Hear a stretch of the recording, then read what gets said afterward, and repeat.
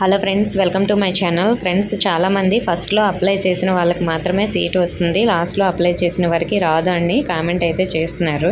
So మరి మనకి seat రావాలంటే ఎప్పుడు అప్లై చేయాలి, సో ఇలాంటి డౌట్స్ అన్నీ కూడా అడుగుతున్నారు. ఫ్రెండ్స్, మీకు దీని గురించి ఈ వీడియోలో క్లియర్ చేస్తాను, వీడియోని స్కిప్ చేయకుండా వినండి. ఫ్రెండ్స్, మీకు అప్లికేషన్స్ అనేవి మీకు నోటిఫికేషన్ వచ్చిన ఫస్ట్లో అప్లై చేసిన, అలాగే మధ్యలో అప్లై చేసిన, లేదంటే మనకి జూన్ 28 ఈ నోటిఫికేషన్ డేట్ అనేది కంప్లీట్ అయిపోతుంది కదా మనం అప్లై చేసుకోవడానికి.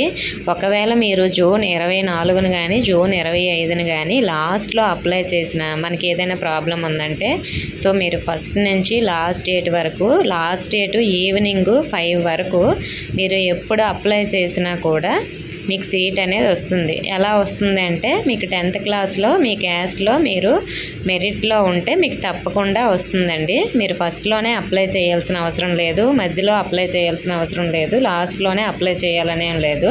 సో మీకు ఎప్పుడు వీలుంటే అప్పుడు అప్లై చేయండి.